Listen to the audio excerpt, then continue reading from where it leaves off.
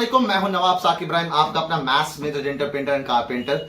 आज के success story में ना काफी दिन से हो गया था सक्सेस स्टोरी, बिकॉज मैं भी बिजी हो गया था एंट्रेंसेस में और भी बहुत सारी फॉर्मेलिटीज और वर्कलोड बढ़ गया, जैसा कि आप लोग जान रहे हैं। तो आज हमारे सक्सेस स्टोरी जो बहुत दिनों बाद हम कवर कर रहे हैं, आज हमारे साथ अलीगढ़ में हिस्ट्री क्रिएट करने वाली एक ऐसी लड़की जिसने, आप जान रहे होंगे ना, ऑलरेडी आपने थंबनेल देख लिया होगा, जिसने जामिया में रैंक 5, एएमयू में रैंक 4, जनरल कैटेगरी में और डिप्लोमा में धमाल मचा दिया रैंक 1।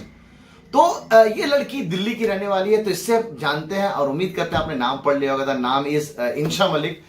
जानते हैं आज इसकी सक्सेस स्टोरी। हेलो एवरीवन, अस्सलाम वालेकुम। आई एम इंशा मलिक। मैंने अपनी 9th and 10th preparation image classes से की है और मैंने बोर्ड्स में 98.2% स्कोर किए हैं। मैं दिल्ली से हूँ और मुझे इमेज क्लासेस के बारे में ऑनलाइन के थ्रू नामस्विक चैनल से पता चला था, जिसमें मैं BMS बेसिक मैथमेटिक्स सीरीज से जुड़ी थी, जो कि बहुत ज़्यादा हेल्पफुल थी। तो आपके फैमिली में कितने मेंबर हैं? फैमिली में 6 मेंबर्स। 6 members including me. अच्छा, इंक्लूडिंग हो। तो अब्बू क्या करते हैं, अम्मा क्या करती हैं? पापा तो बिजनेसमैन है और मम्मी हाउसवाइफ है। हाउसवाइफ। तो किस तरह का बिजनेस है अब्बू का? कोल्ड ड्रिंक शॉप है, होलसेल। अच्छा, तो पहले से घर में पढ़ाई का माहौल है स्टार्टिंग से? जी जी। आपने थोड़ा प्रायर नॉलेज बताइए, आप मतलब 9-10 से पहले कैसी थी आप स्कूल में पढ़ने में? 9-10 से पहले मैं बिल्कुल एवरेज मीडियोकर थी, मतलब उससे ज्यादा कुछ नहीं था। तो मैंने पढ़ाई जो एक्चुअली में स्टार्ट की थी वो मैंने 7 से मतलब पढ़ाई करना स्टार्ट कर दिया था अच्छे से। मतलब अच्छा वाले से जी। तो ड्यूरिंग कोविड कैसा रहा आपका ये 2 साल वाला जो? एक्चुअली कोविड मेरे लिए तो ज्यादा हेल्पफुल रहा, क्योंकि मैंने कोविड में जो टाइम था, बहुत ज्यादा टाइम हमारे पास मिला था, तो मैंने उसको यूटिलाइज किया रेदर देन वेस्टिंग इट।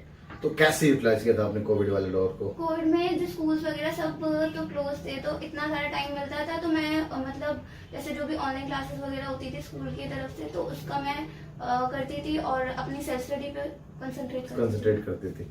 तो आपको ये जो बेसिकली इंस्पिरेशन है ना एएमयू का, कि एएमयू आना है, तो वो कहाँ से मिला आपको? मतलब जी, एक्चुअली मेरे भैया मतलब अनु भाई हैं, वो एक्चुअली एएमयू से पढ़े हुए हैं, तो मुझे उनसे इंस्पिरेशन मिली कि एएमयू में एक अच्छा एक्सपोजर मिलता है स्टडी से रिलेटेड, तो तभी मैंने 9th के लिए प्रिपरेशन स्टार्ट कर दी थी। अच्छा, अब आपके पास 2 ऑप्शन, एएमयू में रैंक 4 है ना जनरल कैटेगरी से, जामिया में रैंक 5, बोर्ड्स में 98.2% ना, तो ये भी एक अपने में बहुत अच्छी बात है। बोर्ड्स में 98.2% एएमयू होता है ना, क्योंकि 9th में इंटरनल हो गए थे आप ना, 9th में आ चुके थे।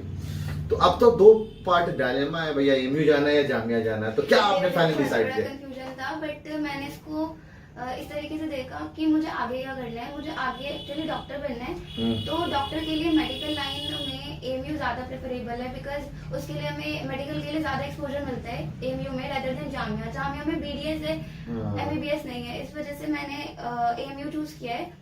और जामिया में इंजीनियरिंग से रिलेटेड इंजीनियरिंग एस्पेक्ट से रिलेटेड ज्यादा एक्सपोजर है, इस वजह से मैंने एएमयू चूज किया है। वैसे तो पेरेंट्स जामिया के लिए भी कह रहे थे, और उसके बाद दिल्ली में रहते हुए अगर इंसान दिल्ली में रह रहा हो तो जामिया ना फोकस करते हुए एएमयू में आया। और 9th में पढ़ी हुई थी मतलब एएमयू से, तो एक अटैचमेंट सा हो गया था एएमयू से। ओके, तो इस वजह से भी मतलब रीजन है ये। रीजन कि 11th तो यहीं से कंटिन्यू करना, फाइनली एमबीबीएस करने का इरादा। तो एमबीबीएस फ्रॉम वेयर, मतलब एमयू से ही या फिर उसके ऊपर भी सोचा है कुछ? एक्चुअली मुझे मेरा मन तो MUMC का है, बट जैसे वो नीट के स्कोर पे भी डिपेंड करता है। अगर मेरा नीट का स्कोर अच्छा होगा तो मैं तो और कोई कॉलेज चूज करोगी जी। तो अगर मेरा मतलब और हमें इंटर्नशिप का भी बेनिफिट मिलता है, इस वजह से मैंने एएमयू चूज किया। एक और बच्चों मैं आपको पॉइंट आउट कर दूं ना, देखिए पहली बात तो जामिया को लेकर, जामिया में सिर्फ BDS है ना, MBBS नहीं, इसलिए मैं भी अपने सेशन पे बच्चों को ये बोलता हूँ कि जामिया अगर आपको जाना तो इंजीनियरिंग अगर कर रहे हैं तो आप जामिया जाओ। अगर आप MBBS यानी नीट जाना चाहते हैं, मतलब डॉक्टर बनना चाहते हैं, तो MU is most preferable 11th-12th के हिसाब से, क्योंकि यहाँ पे इंटर्नलशिप मिलता है। और हल्का सा मैं पॉइंट आउट कर दूं, अराउंड 720 में से 630-620 मार्क्स अगर आप ले आते हैं नीट में, तो आप एएमयू में इंटरनल कोटा के थ्रू एडमिशन हो जाता है, और ये एक्सटर्नल 650-660 मार्क्स लाता है तो जाकर के उसका होता है। तो इंशा का यहाँ पे बेनिफिट मिलेगा अगर एएमयू से इसने किया है तो इंशा ये बताओ मेरे को कि अब तो जामिया में भी रैंक, एएमयू में भी, और बोर्ड पे भी इतना अच्छा था, तो थोड़ा हल्का सा हमारे व्यूअर्स को एटलीस्ट ये हेल्प कर दो कि जामिया का सक्सेस मंत्र तुम्हारे लिए क्या था, जामिया कैसे तुमने फोड़ा ये?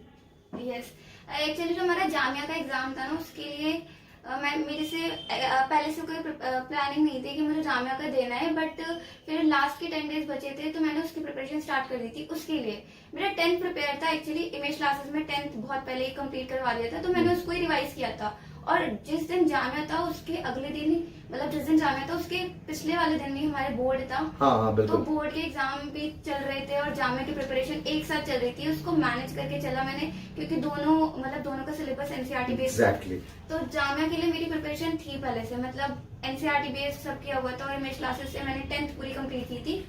तो इंशा ये बताओ कि सिलेबस ना बच्चों को भी जानना ही बहुत जरूरी है ना, क्योंकि जामिया के प्रिपरेशन में आपको बता दूं कि सिर्फ 10th पूछा जाता है ना, 10th। अच्छा 10th के साथ साथ इंग्लिश भी आती है, यस तो वो इंग्लिश कैसे प्रिपेयर किया था आपने? सो वो इंग्लिश मैंने प्रिपेयर की थी, मुदस्सिर सर ने हमें प्रिपेयर करवाई थी पूरी, मतलब जो मतलब आने वाली है जामिया में इंग्लिश, उसके सारे टॉपिक सर ने एक बार नहीं कम से कम 4-4 बार 4 बार, हाँ याद आ रहा है मेरे को बिल्कुल। 4-4 बार हमें पढ़ा दिए थे, तो बिल्कुल दिमाग में बैठ गए थे। और मेरे आई थिंक सारे क्वेश्चन सही हुए थे जामिया में इंग्लिश को लेकर। इंग्लिश को लेकर और रैंक बूस्टर सीरीज ने बहुत ज्यादा हेल्प की थी। लास्ट के 10 डेज बचे थे, बट उसमें मैनेज बोर्ड्स को और जामिया को दोनों को मैनेज करके चलना था। तो रैंक बूस्टर सीरीज ने इतने अच्छे से हेल्प की कि मैंने टेस्ट भी देती थी और बोर्ड्स की तैयारी भी करती थी। तो इस वजह से मेरे मतलब जामिया में अच्छी रैंक आ पाई, क्योंकि वो मैंने सोचा भी नहीं था कि मेरे मतलब मुझे मैं ऐसे ही देना था जामिया प्रैक्टिस के लिए, बट उसमें मेरी अच्छी रैंक आ पाई। मैं बहुत इमेज क्लासेस के लिए ग्रेटफुल हूँ। अच्छा कितने मार्क्स थे इंशा तुम्हारे जामिया में?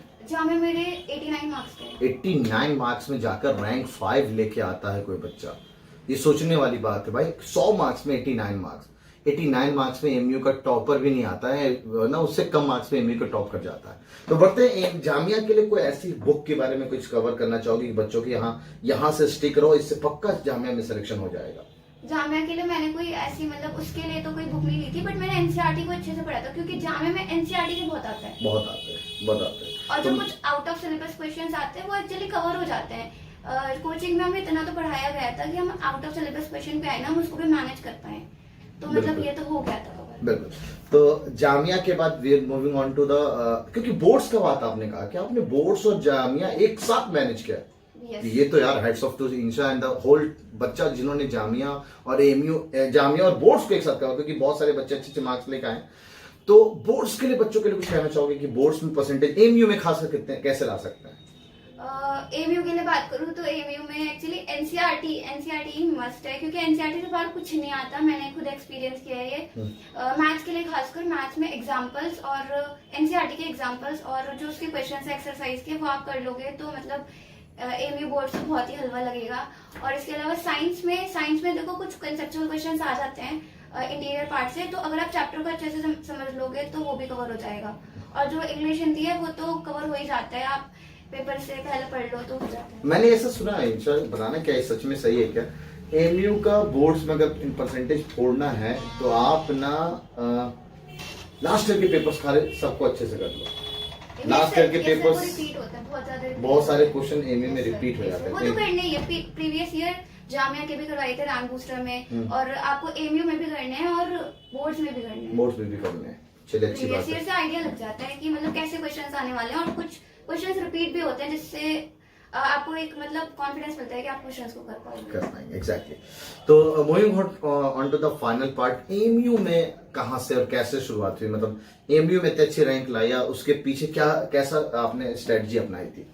स्ट्रैटेजी एमयू की मैंने ना 10th से स्टार्ट कर दी थी। लाइक मेरी ना 9th चल रही थी एमयू से, क्योंकि 9th मैंने 2 बार किया, एक तो अपने स्कूल से की थी और एक एमयू से किया। बेसिकली इन लोगों के साथ काफी ये हुआ है ट्रेजेडी कि ऑलमोस्ट जब एग्जाम खत्म हो गया था, नवंबर या दिसंबर में, तो लोग 9th क्लास शुरू हुआ 2 महीने के लिए, 2 या 3 हाँ 2 या 3 महीने के लिए इन लोगों का नहीं, जनवरी में इंटरव्यू हुआ था, फरवरी में जाकर एडमिशन हुआ था।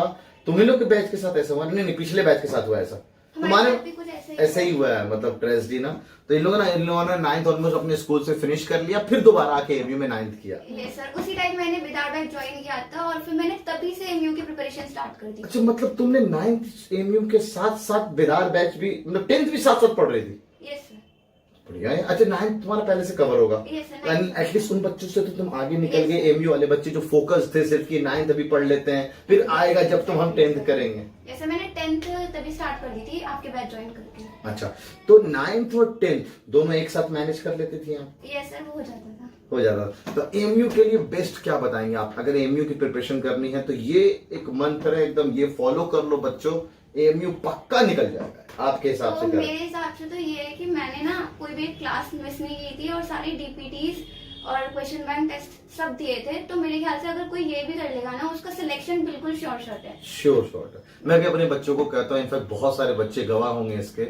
इनफैक्ट अब तो मैं इंशा का भी एग्जांपल देने लगा हूँ कि बिकॉज कि अगर कोई बच्चा सच में कहीं भी हो, XYZ किसी भी कोचिंग में हो, अगर वो टीचर की बात मानता है, टीचर कह रहा है ये करना है तो करना है, एक इंपॉर्टेंट पार्ट ये होता है कि टीचर की सुनो तो कम से कम। यस सर, क्योंकि वो एक्सपीरियंस, यार 12-13 साल का मेरे को एक्सपीरियंस है, इतने सारे टॉपर्स हमने प्रोड्यूस किए हुए हैं, तो एटलीस्ट हम तो जानते हैं ना एक टॉपर्स के अंदर क्या क्या खूबियां होती है। और आपके सामने खुद टॉपर ये बात बोल रही है कि बेटा क्लास एक भी मिस मत करना, जो भी डीपीटी का अगर कॉन्सेप्ट चलता है, डीपीटी टेस्ट पेपर तो टेस्ट पेपर का डिस्कशन भी हुआ yes, कर sir, रहा है। बहुत इंपॉर्टेंट है। कुछ बच्चे होते हैं कि वो उसे छोड़ देते हैं, डिस्कशन को छोड़ देते हैं, बट ये मेजर ब्लंडर है। आपको डिस्कशन ज्वाइन करना है, जिससे कि आप अपने डाउट्स को क्लियर कर सको और जो आपके मिस्टेक्स हैं उसको आप अच्छे से, मतलब जितना एनालिसिस में टाइम, जितना टेस्ट पेपर को करने में टाइम लगोगे उसका डबल टाइम लो उसके एनालिसिस में। तो इंपॉर्टेंट है।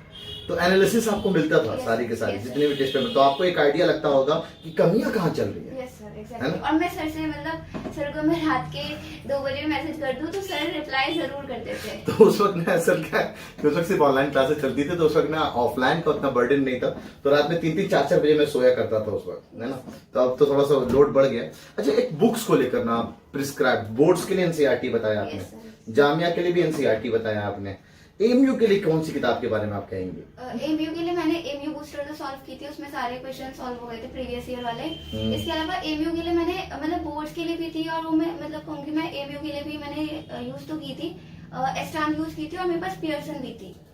पियर्सन भी आपने लगाया है? पियर्सन कुछ चैप्टर्स के लिए कुछ लगाई, पूरी नहीं लगा पाई। अगर आपके बेसिक बहुत अच्छे से क्लियर हो तभी उस बुक को लेना, वरना मत लेना, बहुत हाई लेवल है। हाई लेवल है। तो आपने अपनी बेसिक कहाँ से शुरू की थी? सही बेसिक मैं एक्चुअली ना टीचर्स के जो नोट्स होते थे वो अच्छे से रिवाइज करती थी, क्योंकि मेरे ख्याल से उसी से ही हमारे पूरे कंसेप्ट क्लियर हो जाते थे। और जो भी एक्स्ट्रा पोर्शन है ना, जो भी एमयू में आउट ऑफ सिलेबस भी क्वेश्चंस आते हैं, वो भी उधर से मैनेज हो जाते थे। मतलब क्लास का टीचर आपको क्या वो सब चीजें कवर करा देता है जो आउट ऑफ सिलेबस की पार्ट होता है? यस सर, मेरे राज सर करवा देते हैं, और बिल्कुल आप भी करवा देते हैं सर। जो मतलब ट्रिगोनोमेट्री के इतने सारे आपने आउट ऑफ सिलेबस जैसे क्वाड्रेंट वाला पढ़ाया था, वो 11th में भी हेल्पफुल है बहुत बहुत ज्यादा। हेल्पफुल। तो मैं बच्चों को भी बोलता हूँ। तो ऑन फाइनल नटशेल अगर हम बात करें तो इंशा आप इस पूरे अपने सक्सेस जर्नी का क्रेडिट, मतलब जो सक्सेस पाया है आपने, उसका क्रेडिट किसको देना चाहोगे आप? तो सबसे पहले मैं क्रेडिट तो अल्लाह को देना चाहूंगी, क्योंकि उनके बगैर तो ये बिल्कुल पॉसिबल ही नहीं हो पाता। इसके बाद मैं अपने पेरेंट्स को क्रेडिट देना चाहूंगी, जिन्होंने मुझे मतलब इमेज क्लासेस से जोड़ने में हेल्प की, और मतलब मुझे ये सारी फैसिलिटीज प्रोवाइड की, जिससे मैं अपना मतलब अच्छा कर पाऊँ। और उसके बाद मैं ऑब्वियसली अपने टीचर्स को क्रेडिट देना चाहूंगी, जिन्होंने मुझे उस मुकाम तक पहुंचाया कि मैं अच्छा परफॉर्म कर पाऊँ। बिल्कुल, थैंक यू। तो इंशा बहुत बहुत शुक्रिया। उम्मीद करते हैं कि आप अपने सक्सेस को और भी एक्स्ट्रा, जैसे ना ये सिंगल डिजिट रैंक आई है तीनों फॉर्मेट में, यही सिंगल डिजिट रैंक तुम इंशाल्लाह नीट में भी ला करके देखा और अपने माँ बाप का नाम। फाइनली दोस्तों, अगर हम इंशा के सक्सेस स्टोरी को सम अप करते हैं तो इसका हिसाब से मुझे लगता है कि टीचर्स की सुनना, टीचर्स की बातों को मानना, टीचर्स जैसा बोल रहा है वैसा करते रहना, तो आप एक अच्छी कामयाबी की तरफ पहुंच सकते हैं।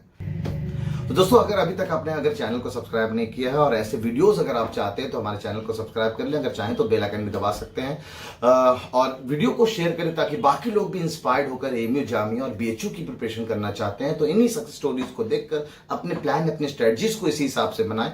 और टिल देन आप अपना ख्याल रखें, दुआ में याद रखें। अल्लाह हाफिज।